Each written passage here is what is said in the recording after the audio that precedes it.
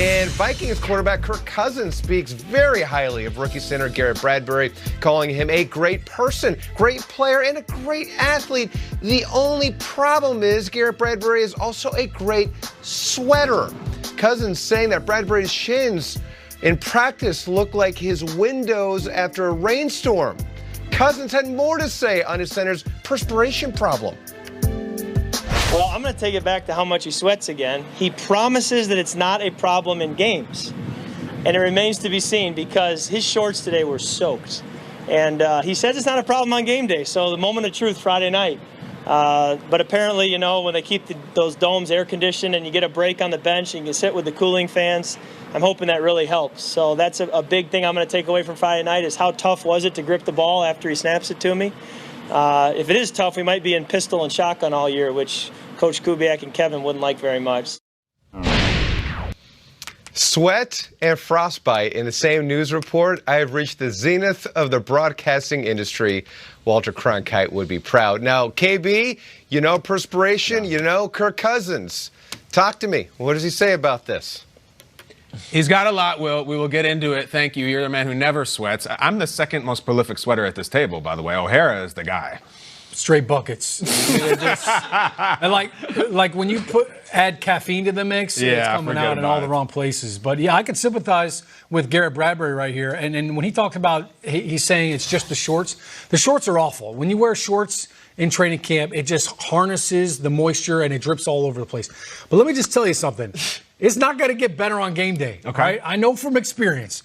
We had a very diva-like quarterback named Eli Manning who said, I'm sick and tired of getting the wet ball. It's a three-step drop. I'm trying to throw the ball out, and everything is just wet. He literally threw a couple of ducks, and he blamed it on me having a sweaty ball that I'm snapping. Got it.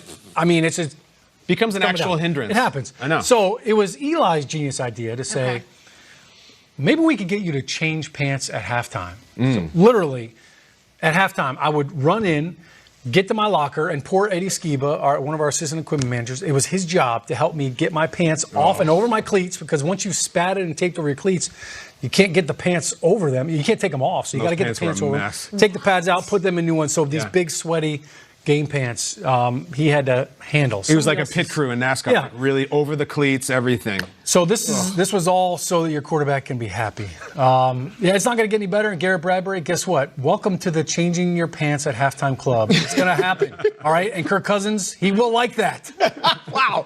Sean hit all the checks. He got really good. Checked all the boxes. Yeah. How'd that go? It was great. I went on Kirk Cousins' podcast that the Vikings do yesterday for about a half an hour. And I can tell you this, the Vikings locker room is loose. Their training camp is loose. If they're supposed to be feeling some kind of pressure this year, it ain't set in yet. You know, Kyle Rudolph, their tight end, had come on our show earlier this week, and we were talking about Kirk Cousins drives a minivan, and he said that's not even the worst part. He has a decal on the side of the minivan that appears to be a paid endorsement, so he does that.